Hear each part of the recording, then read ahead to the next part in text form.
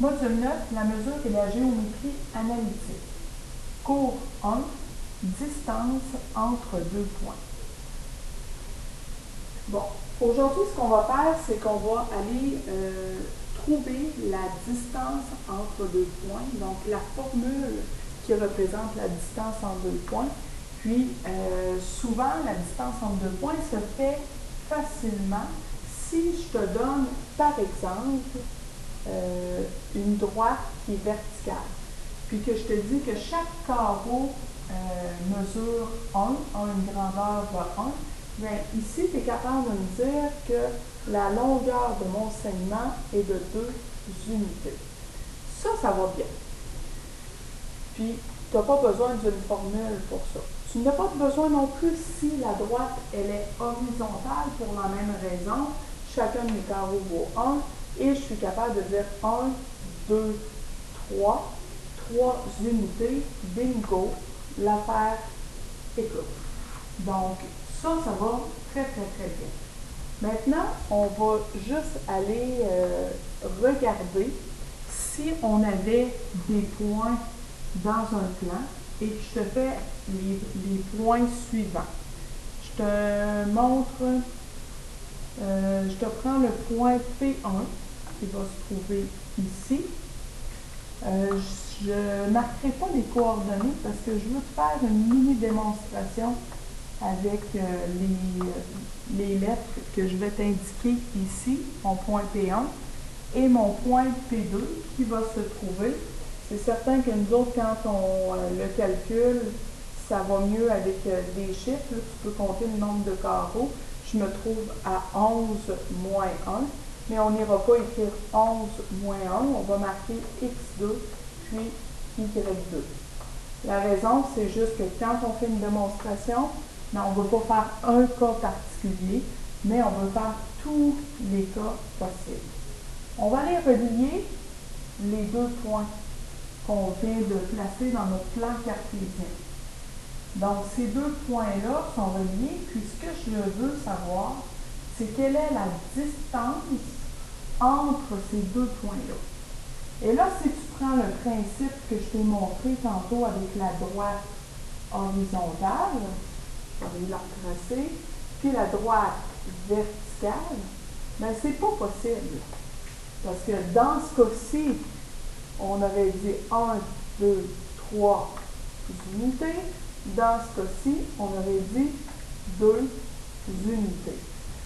Pourquoi c'est pas possible? Bien, essaye d'aller voir combien de carreaux. Est-ce que j'avance vraiment d'un carreau quand je fais ça? Je pense pas. Puis je te confirme que non. Donc, c'est seulement une partie. On n'est pas assez certain de la distance. Donc, on ne peut pas fonctionner de cette façon-là. Donc, il va falloir se trouver une autre solution pour arriver à trouver la distance entre deux points lorsque notre droite elle est diagonale. Voici la démonstration, donc la raison pour laquelle on arrive à cette formule-là. Je vais aller te tracer des droites pointillées. Je vais en tracer une verticale. Je ne sais pas si tu me vois venir, mais tantôt je t'ai dit que verticale et horizontale, ça c'était des distances qu'on était capable de calculer facilement. Et en même temps, c'est en train de me former un triangle qui se trouve à être rectangle. Donc, je me retrouve dans un triangle rectangle. Triangle rectangle, il faut qu'il y ait une cloche qui sonne dans ta tête et que ça dise « Oh, ça peut ressembler à Pythagore. » Donc, je t'avais dit que Pythagore, c'est notre ami cette année. Donc, voici encore une fois une occasion où est-ce qu'on va utiliser notre ami Pythagore. J'ai écrit la formule juste en haut à droite. C au carré est égal à A au carré plus B au carré. C'est la même chose là, que si je te l'avais écrit A au carré plus B au carré est égal à C au carré. Inquiète-toi pas, j'ai juste placé ça parce que ça va être plus facilitant vers où je veux m'en aller. Je vais aller placer mon A et mon B qui sont les capettes. Donc les capettes, je te rappelle que ce sont les côtés de l'angle droit. Moi, je sais où est-ce que je m'en vais. Il y a une raison pour laquelle je vais aller placer ça, mais je vais aller placer mon B ici, et je vais aller placer mon A là. Mais tu te souviens que les cathètes, qu'elles soient placées de cette façon-là ou inversées, ça ne change strictement rien. Pour l'autre valeur, dans le fond, ma droite rose, ma droite rose, ça se trouve à être mon C. Le C, on l'appelle, c'est toujours la valeur qu'on donne à l'hypoténuse. Je te rappelle, c'est quoi l'hypoténuse? C'est la plus longue longueur de mon triangle rectangle ou le côté en face de mon angle droit. On vient de le voir dans le chapitre 7 et 8. C'est quand même pas du nouveau et vous l'avez vu aussi en secondaire 3. Alors là, ce que je vais faire pour arriver à modifier, parce que je vais partir de mon équation de Pythagore, je vais la modifier puis je vais aboutir à l'équation de la distance entre deux points. C'est ce que je veux te montrer d'où elle vient. Donc, pour faire ça, ce que je vais faire, c'est que je vais aller modifier le A, je vais aller modifier mon B, je vais aller modifier mon C. Je vais les écrire d'une autre façon, mais qui vont être des façons qui sont équivalentes. Donc, si je souhaite avoir la distance ici entre le premier point ici à l'horizontale, donc vis-à-vis cet endroit-là, je vais l'écrire en rose, vis-à-vis cet endroit-là, j'ai mon x1, puis vis-à-vis l'endroit ici, j'ai la valeur de mon x2. Donc, si je veux avoir la distance entre ces deux valeurs-là, ce que je peux dire, c'est que mon A est équivalent, donc il est égal à x2 moins x1. Peut-être que ça ne fait pas nécessairement beaucoup de sens pour toi. Je vais aller t'écrire la valeur numérique juste pour que tu le réalises. On l'effacera par la suite, mais juste pour que tu comprennes ce qui se passe. Si je pars d'ici, puis que je compte jusqu'où je me rends pour me rendre à x2, j'ai 1, 2, 3, 4, 5, 6, 7, 8, 9, 10, 11 unités. Donc, mon x2 représente 11. Mon x1, lui, représente moins 2. Moins 1, moins 2. Lorsque je remplace ça ici, j'aurais dit 11 moins 2. Donc, un moins avec un moins, ça me donne un plus, ce qui veut dire 13. OK, je te dis que la distance entre mon P2 et ici, le bas de mon triangle, vaut 13 unités. C'est ce que je te dis. Allons valider. 1, 2, 3, 4, 5, 6, 7, 8, 9, 10, 11, 12, 13. Bingo! On est arrivé à la bonne réponse. Donc, nous, pour l'instant, on ne travaille pas avec les valeurs numériques. Donc, je vais juste les enlever parce que je ne veux pas que tu te concentres sur les valeurs numériques, mais je veux tout simplement que tu regardes les variables qui apparaissent. On va aller faire la même chose, mais avec notre B. Je vais prendre une autre couleur là, pour être sûr qu'on se comprend. Je vais prendre du orange pour mon B. Mon B, lui, il va représenter la longueur verticale. Ma longueur verticale ici. Mon point qui est juste en haut, mon point, j'ai oublié de marquer mon 1, mon point P1, qui est juste ici, représente la valeur de mon Y1. La valeur de mon P2 ici, quand j'arrive ici, ça représente la valeur de mon Y2. Et moi, ce que je souhaite avoir, c'est la distance entre ces deux points-là. La distance entre ces deux points-là.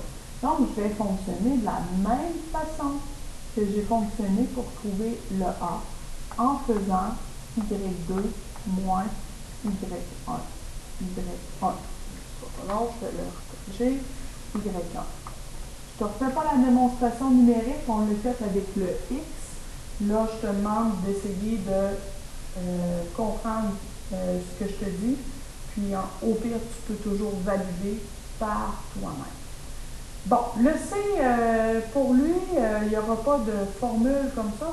Ce qu'on va faire par contre, c'est qu'on va aller l'écrire d'une autre façon parce qu'il y a une notation. Lorsqu'on fait la distance entre deux points, il y a une façon de l'écrire. Il faut écrire les points entre quoi et quoi. Donc, on marque D pour distance. On met une parenthèse. Puis, à l'intérieur de notre parenthèse, on va aller placer le premier point, la distance entre chacun des points. Comment je les ai appelés, les points ici? Bien, je l'ai appelé P1, puis je l'ai appelé, j'ai appelé P1, puis je l'ai appelé P2. Bon, ça va bien, j'ai oublié mes deux indices. Donc, P1 et P2. Voici mes deux points.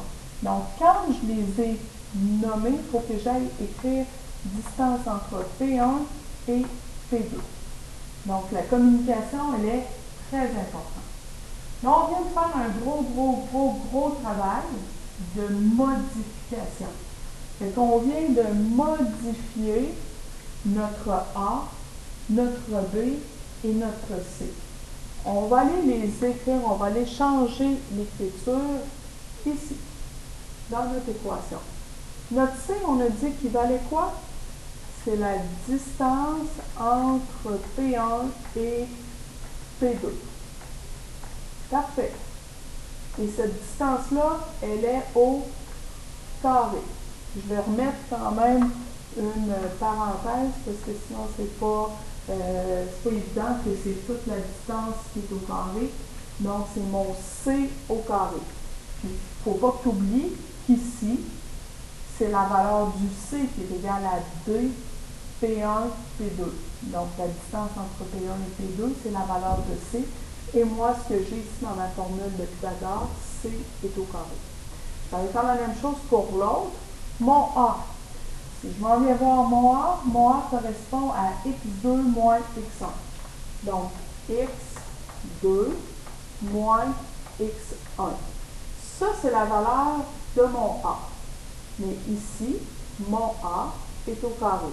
Donc, je dois mettre élevé au carré. La même chose avec mon B. Mon B est remplacé par y2 moins y1, donc plus, parce que j'avais un plus ici, un plus là, je le remets. Mon B, y2 moins y1. Et mon B, cette fois-ci, est aussi, lui aussi, à la 2. Puis ça représente seulement mon B. Donc, si je veux qu'il soit à la 2, je dois mettre au carré. Écoutez, on touche presque au but. Il nous reste une seule affaire à faire. N'oublie pas que le but, c'est d'aller trouver la distance entre P1 et P2. Parce qu'on a dit au début que lorsqu'on cherche des distances de droite oblique, c'est là que c'est plus difficile. Mais présentement, ma formule me permet de trouver ma distance au carré. C'est pas ça que je veux. Je ne veux pas ma distance au carré, je veux juste ma distance. Donc, ce qu'il faut que je fasse, il faut que j'isole ma distance, je me débarrasse de mon carré. Je vais me débarrasser de mon carré, je m'en viens faire une racine carrée. Je la fais d'un côté, et je dois absolument la faire de l'autre côté. Alors, ici, la racine carrée et le carré s'annulent. Il me reste distance entre P1 et P2 égale racine carrée de x2 moins x1 au carré plus y2 moins y1 au carré. Voilà, on a notre équation de la distance entre deux points. On vient de faire une belle démonstration qui nous permet de savoir d'où vient cette équation-là. Quand tu vas calculer, encore une fois, tout dépendant de ta calculatrice, est-ce que ta calculatrice, ta racine carrée s'allonge au fur et à mesure que tu rentres tes données? Si oui, tu n'as pas besoin de placer des parenthèses, mais sinon, c'est une obligation parce que sinon, elle fera la racine carrée seulement du premier terme qui est au carré, donc tu n'arriveras jamais à la bonne réponse. Alors, je descends. On va aller s'écrire notre formule dans notre encadré, parce que c'est ce qu'on veut retenir. Donc, la distance entre P1 et P2. En passant, là, je mets P1 et P2 parce que dans notre exemple, c'était ça. Mais ça pourrait être la distance entre A et B, la distance entre D et E, la distance entre F et G. Donc, tu utilises toujours les lettres qu'on te donne dans ton exemple ou dans ton calcul. Tu vas voir à le pratiquer dans les exemples à l'autre page. Donc, ici, x2 moins x1 au carré plus y2 moins y1 au carré. On va aller placer les parenthèses pour ceux et celles que leur racine carrée ne s'allonge pas. Donc, fais attention quand tu iras écrire quand tu écris ton équation, ton 2, c'est un indice, pas un exposant. Il est en bas. Il est en bas. Lui, c'est un exposant. Lui, c'est un en bas. Lui, c'est un exposant. Ça, c'est des erreurs, des fois, d'écriture que je vois. Puis, assure-toi de bien retranscrire ton équation comme il faut sur ton même mémoire. Je m'en vais à l'exemple. Donc, dans notre exemple, on va aller faire de l'application parce que là, je vous ai juste démontré, mais vous allez voir, c'est très, très, très simple. Trouvez le périmètre du triangle PQR si P vaut 0 moins 3, R 2,4 et Q 12,1. Le triangle PQR est-il rectangle? Donc, on nous pose deux questions ici. Fais attention. On te demande trouve le périmètre, ensuite on te demande est-ce qu'il est rectangle. On va commencer par aller tracer, parce que là, on a un plan cartésien avec pas grand-chose. Dans ce module-là, ça va arriver que tu vas avoir à aller placer des coordonnées dans un plan cartésien. Ça ne sera pas toujours nécessaire, mais à l'occasion, ça va te donner un coup de main d'aller tracer ta figure sur un plan cartésien. Donc, si je m'en viens placer mon P, 0, moins 3, je pars de 0. Donc, 0, moins 3, 1, Y, 1, 2, 3. Je m'en viens là. Donc, mon point P, 0, moins 3. Mon point R, 2, 4. Donc, 1, 2, 1, 2, 3, 4. Mon point R, 2, 4. Et mon point Q, 12, 1. Donc, 12, 2, 4, 6, 8, 10, 12, 1.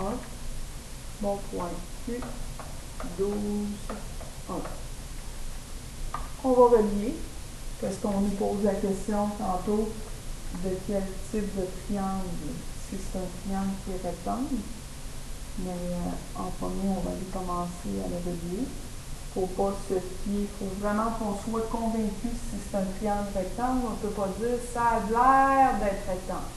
Une chose est certaine, quand on se positionnera, le rectangle ne peut pas être ici vis-à-vis le point P, ne peut pas être vis-à-vis le point R puisque c'est des angles aigus, mais semble être un angle droit en R. On y arrivera pour l'instant, on va s'occuper de trouver le périmètre. Si je veux trouver le périmètre, il faudrait que je sache qu'est-ce que ça veut dire le périmètre. Donc le périmètre, j'aurais besoin de connaître la mesure de RQ, la mesure de QP et la mesure de PR. Si j'avais ces trois longueurs-là, je pourrais les additionner et j'obtiendrais mon périmètre. Alors, on doit faire quoi? Bien, on est dans des droites qui sont des diagonales dans un plan cartésien. Donc, si j'ai des diagonales dans un plan cartésien, je ne peux pas compter les carreaux. Alors, je dois absolument utiliser la distance entre deux points. OK, bien, on va y aller. On va aller trouver notre première distance. Je vais commencer par la distance de RP.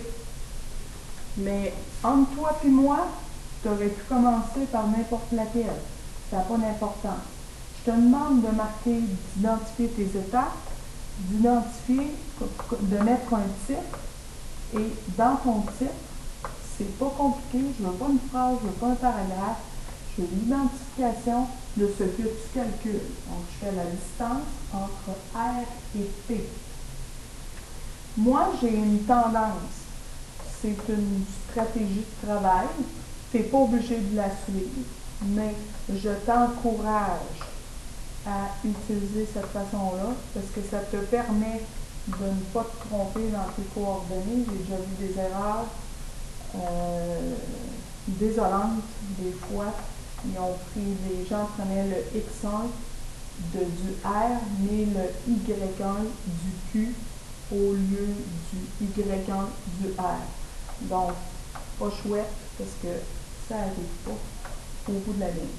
Donc, j'identifie mes coordonnées à côté, puis je m'en viens écrire X1, Y1, X2, Y2. Ça ne me demande pas beaucoup d'énergie, mais au lieu de retourner dans ma figure, je vais pouvoir aller voir tout de suite à côté.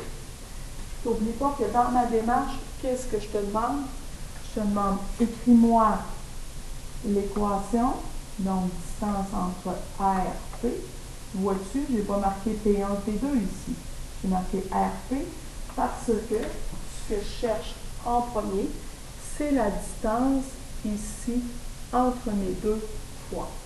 Donc, distance de RP est égale à la racine carrée de x2 moins x1 au carré plus y2 moins y1 au carré. Et je vais placer des parenthèses ici. J'écris mon équation. Ensuite, je m'en viens remplacer. Donc, je remplace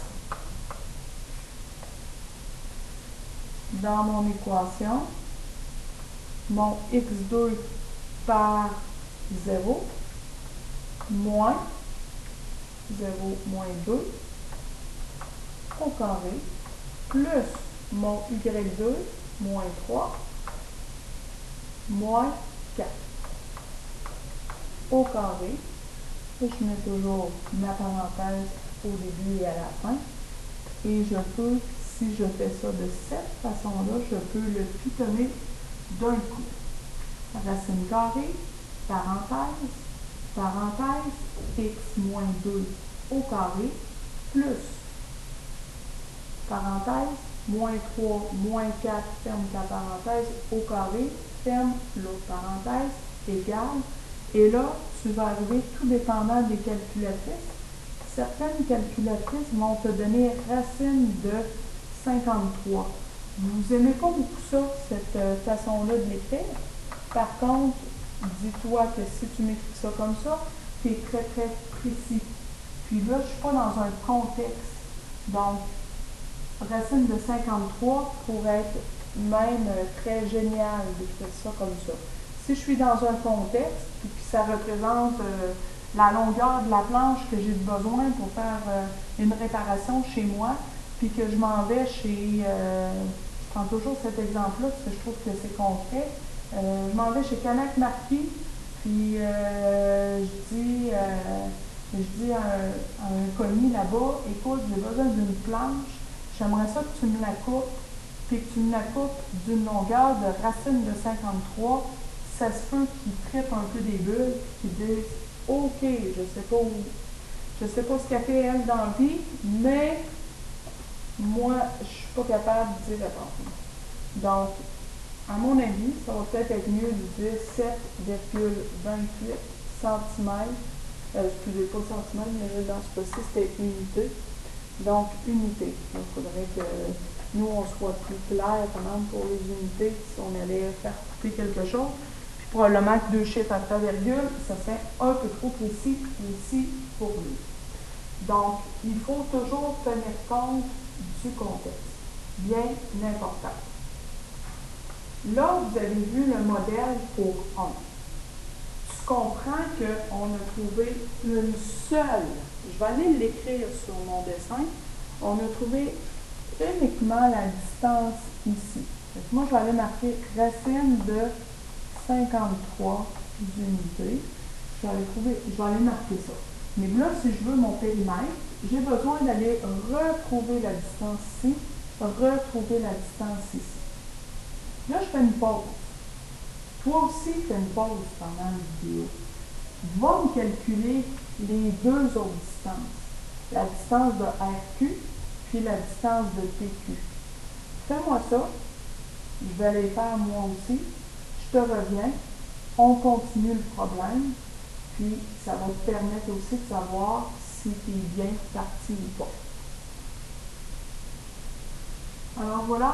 Je viens de terminer mes deux calculs, je vais aller te les montrer. Donc, j'ai fait la distance entre R et Q, ce qui m'a donné la racine de 109. Je vais aller l'indiquer sur mon dessin. RQ, ici, racine de 109. Si tu préfères, tu écriras la valeur arrondie, qui est 10,44 en autant que tu me laisses deux chiffres après la virgule. Ici, la distance entre P et Q, je suis arrivée à la racine de 160 ou 12,65. Donc 12,65 ou la racine de 160 unités. Et la première question était, donc là on a fait 3 étapes, et là on est capable de répondre à notre première question, c'est quel est le périmètre de mon triangle RQP. Donc voici ce qu'il me reste à faire. Donc d'écrire le périmètre, c'est la racine de 53 plus la racine de 109 plus la racine de 160 ou si tu préfères les nombres à virgule que tu as obtenus. Moi, j'aime mieux le faire de cette façon-là, puis d'arriver à la toute fin et de faire ma simplification. Donc, ça me donne environ 30,37 unités. Donc, voilà, on a notre périmètre. Mais on n'oublie pas, il fallait faire quoi? Il fallait aussi vérifier, on va aller voir la question. Là, on a répondu au périmètre, fait. Mais on nous demandait le triangle PRQ est-il rectangle? Et quand je te dis est-il rectangle, le triangle, il faut que tu penses à Pythagore. Si tu utilises ta formule de Pythagore, tu vas pouvoir vérifier facilement si ton triangle est rectangle. Donc, on va aller vérifier si c'est un triplet pythagoricien. Pour certains, ça se peut que ce soit loin. Pour d'autres, ben, c'est juste l'année passée. Peut-être que pour vous aussi, ça se peut que ce soit loin aussi. Donc, triangle, est-ce que c'est un triangle? Triangle rectangle. On va aller vérifier si c'est le cas. Donc, je vais aller utiliser Pythagore. OK. Et je vais vous faire un petit rappel. Pythagore, t'oublie pas que tu dois prendre le C représente mon hypoténuse et la plus grande longueur dans mon triangle. Donc, si le C représente la plus grande longueur et que je regarde les trois valeurs que j'ai ici, bien, la plus longue longueur, c'est la racine de 160. Vous allez voir que pour moi, ça va être bien plus court. Il y a une partie que je ferai sans calculatrice parce que ça va être très, très simple. Ça, c'est la valeur de mon C. Donc, c'est la valeur de mon C, mais dans Pythagore, c'est C au carré. Il ne faut pas que j'oublie de l'élever au carré. Et c'est là que je te dis que ça devient simple parce que ma racine carrée et mon carré s'annulent. C'est le merveilleux dans tout ça. Fait que je vais aller remplacer le A et le B. Le A et le B, ben, le A et le B seront mes deux autres valeurs. Puis ça n'a pas d'importance où je les place. Mon A, si je dis que c'est racine de 53, j'oublie pas que moi, ce que je veux, ça va être la racine, ça va être mon A élevé au carré. Et je vais faire la même chose avec mon B. Je vais prendre la racine de 109 et je vais l'élever au carré. Donc, la racine carrée et le carré s'annulent. La racine carrée et mon carré s'annulent. Qu'est-ce qu'il me reste?